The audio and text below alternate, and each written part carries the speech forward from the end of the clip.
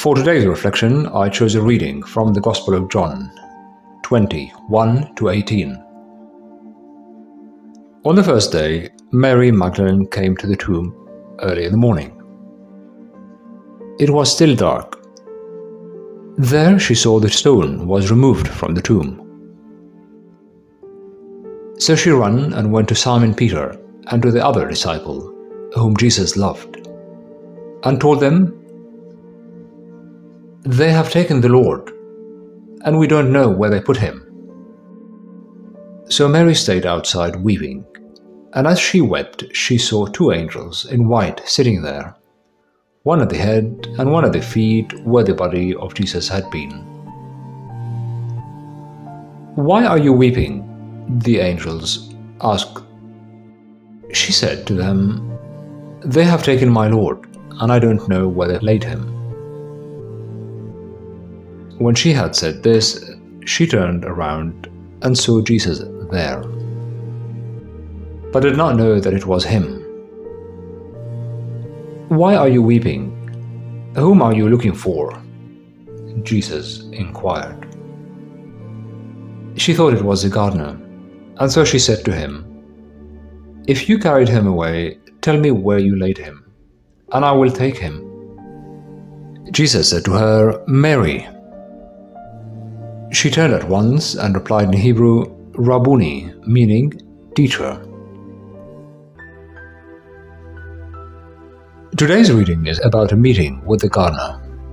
This story from long ago of that grieving woman who made her way at dawn to the garden to prepare the body of her beloved teacher, as his burial was hurried.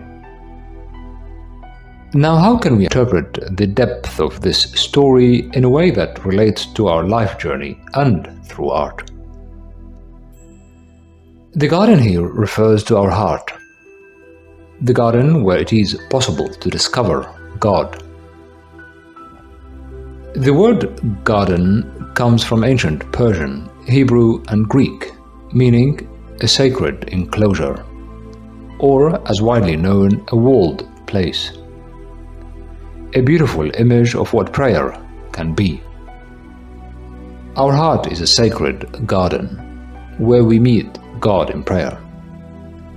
The place where He helps us to grow and makes that sacred garden thrive and flourish. Now, to capture this space and fully understand what it means to tend our own garden, or perhaps others' garden, I chose a piece from my recent exhibition at the Maslow House, Look at the World, a series of real stories that speak volumes of our relationship with the environment, humans, animals, or trees and plants. As you can see in this painting, I try to depict a slightly bigger garden. Now that does not matter, because a garden can be as large as the whole universe. And just like Mary in this story, where she thought the Lord's body was lost forever, the same with this image, which gives a glimpse of the many gardens, forests, and woodlands that are about to be lost forever. Whether gardens, forests, woodlands, or marshes, they all hold a complex system of biodiversity, which is vital for the health of everyone living there.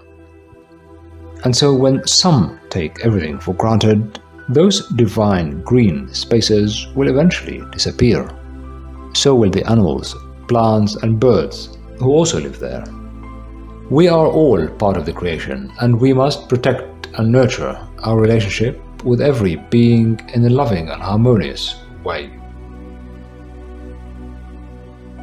The same applies to our inner garden.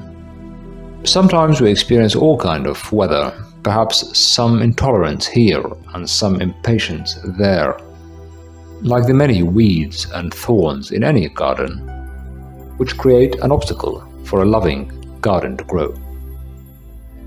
This sacred place in our heart is where we must nurture sincerity and kindness through our words and actions. In today's Gospel, we also come across another moving image. Blinded with tears, Mary searched for Jesus, but could not see. She mistook him for the gardener. Though the Lord recognized Mary and called her name, a profound symbol that Jesus always searches for us, even when we cannot find him. In Chinese, there is a profound saying, "The best fertilizer is the gardener's shadow." And so, as you reflect on today's theme, try to explore your inner landscape and describe your own garden to the gardener in the silence you share.